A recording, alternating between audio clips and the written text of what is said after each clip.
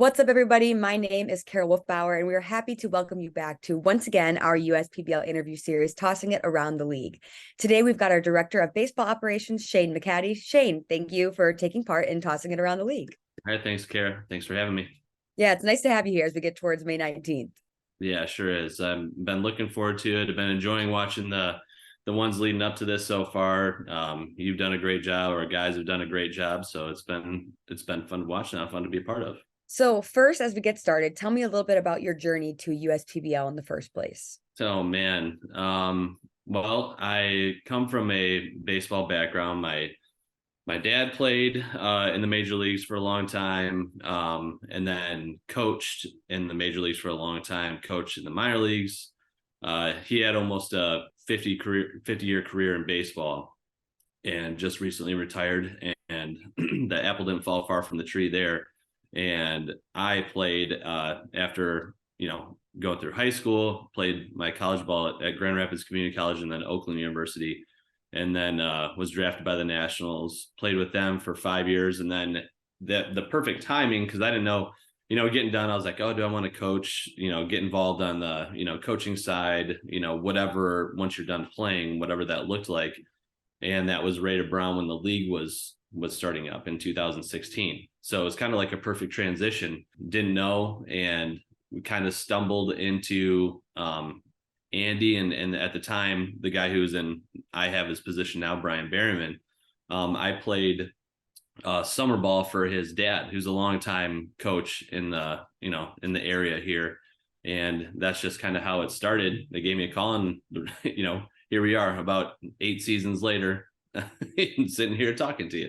So you were part of the inaugural season with the Unicorns, and the Unicorns won the whole thing. So tell me about what it was like to be a part of that first championship team. Man, that was a fun year. I think Mike can attest to that too. It was new. It was a brand new thing. And the thing about the league in 2016 is no one really knew what to expect.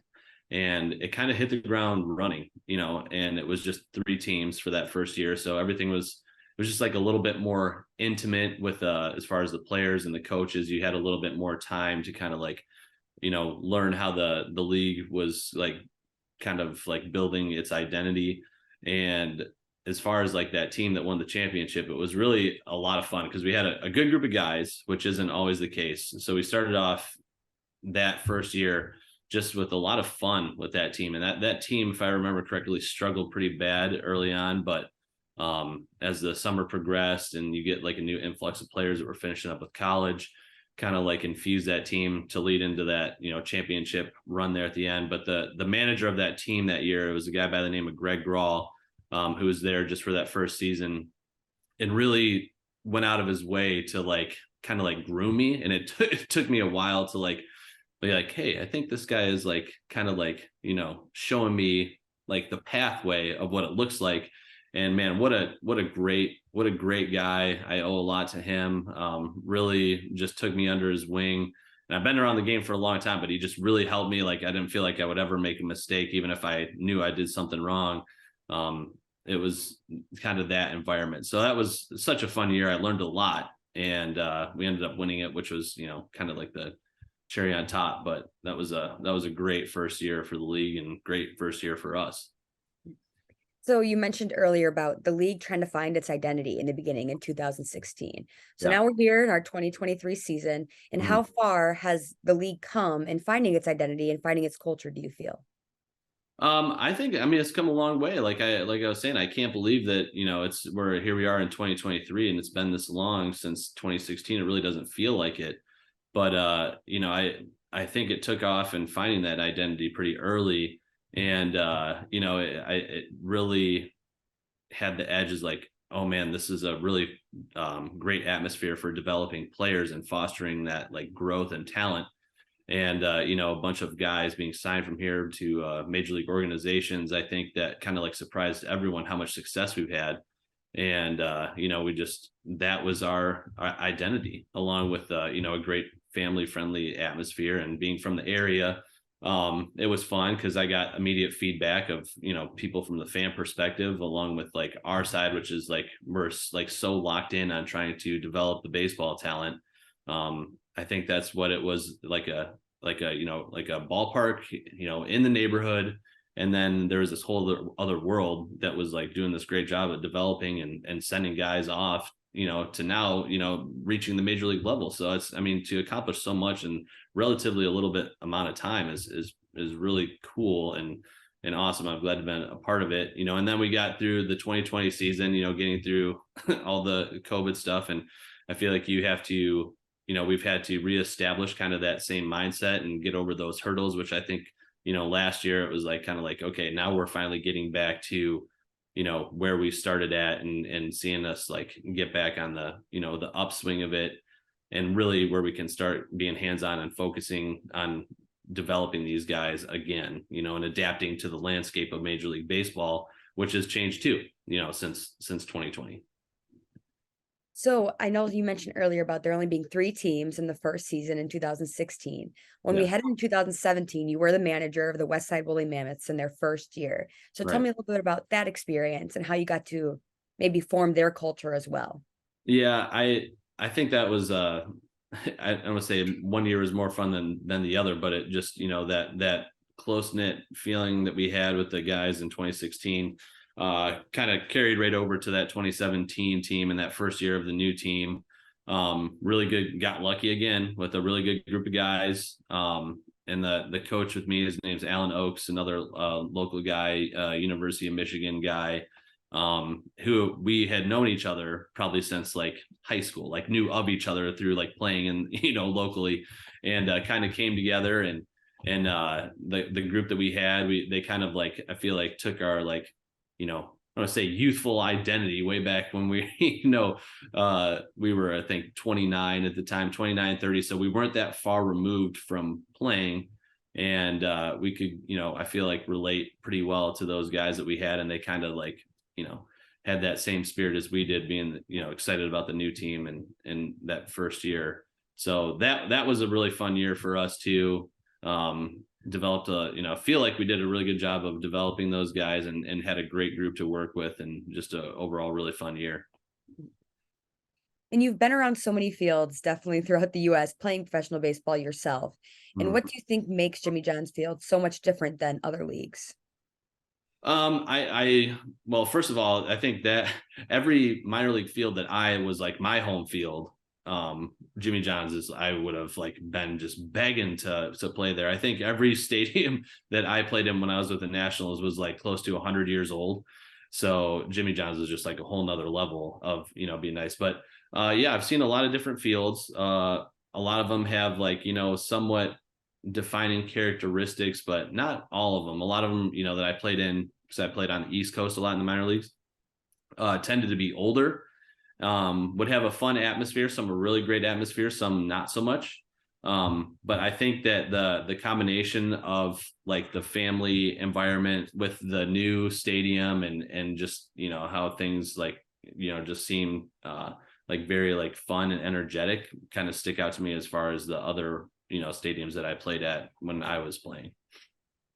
And we keep talking a little bit about your professional career, but we haven't really delved totally into it. So tell us a little bit more about your career and even your journey to play professional baseball.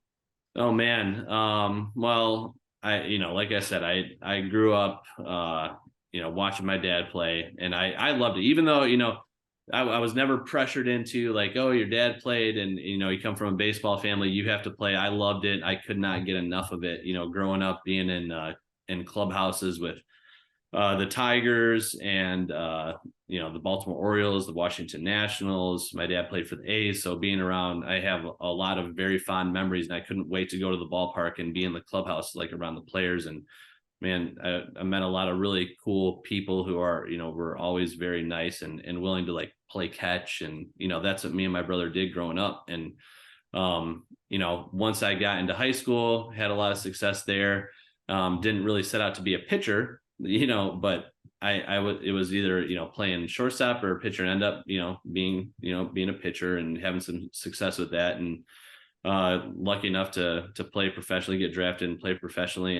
And man, what a fun career. The Washington Nationals was a great experience.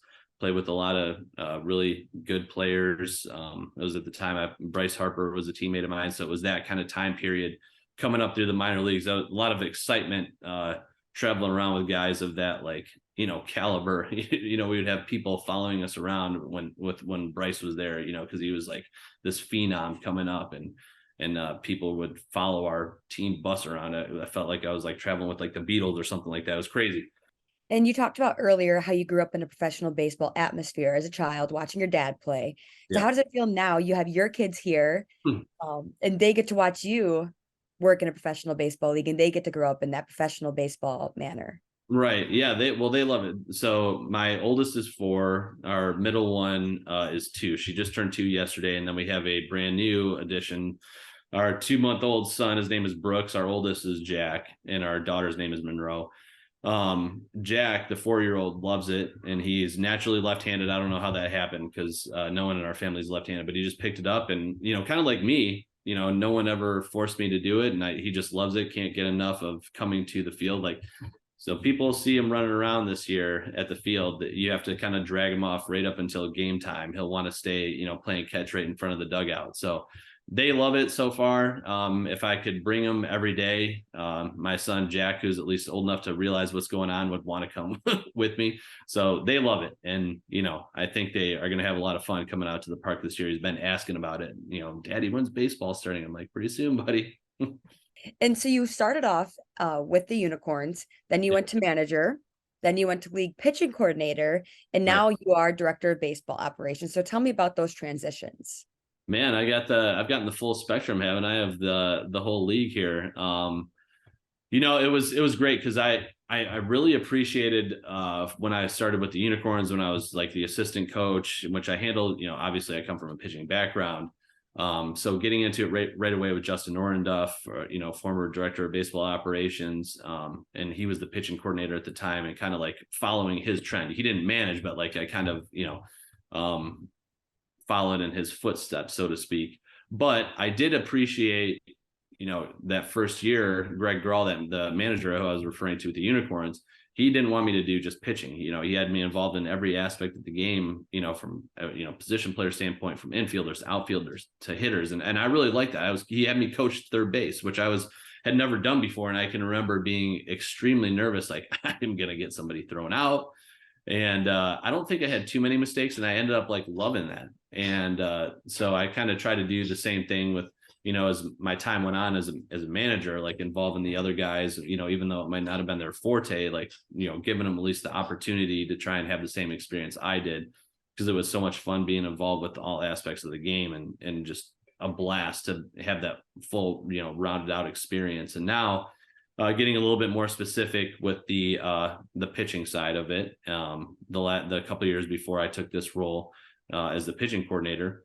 And, that's really where it falls back. So it felt like home for those couple of years, and learning under Justin Orenduff and kind of developing our pitchers was really great. And I'm still, in that role, aside from, overseeing everything else that's going on, right. We're still taking that specific role of trying to develop our pitchers, as well as the position players. But, it's, I've done every aspect of coaching or whatever that the league has to offer. So I've gotten the full experience. It's been fun. Well, it's worked out well too, since we've had so many guys signed to the league. Yeah, So how is it watching that happen, knowing that you were an integral part of their journey to professional baseball? man, it's nice to hear that, or hear someone say that. It's, how much you really did. I don't know. You'd like to think that you had a role to play in that. But I just want to, I just hope that they are prepared as possible, that we gave them the tools that, they maybe needed, or a little bit more refinement when they're here, or just a different perspective. But it gives me a lot of joy watching all these guys and seeing their success, whether it's at the minor league level or at the big league level, like we have with some of these guys, or, and some of them now, like seeing them like kind of knocking on the door. It's like that's an exciting part, and also like pretty nerve wracking too. Seeing that. So I'm still in contact with a lot of them. I still worked with guys this offseason, Dugan Darnell in particular, who's with the Colorado Rockies right now. He was in, working this whole offseason, and we share videos back and forth. So that it never really stops. So it's great. It's man, that's a big joy to see them like continue that journey at the highest level, after being here. It's great. So what's one thing you'd like to tell the fans to get them excited for our 2023 season? Oh man, that's hard to wrap up into a one answer here, but I would say I'm really excited about the crop of incoming guys that we have this year. I'm excited about the staff that we've put together for this year, and I'm just excited for baseball to be back. It's exciting watching the major leagues get going.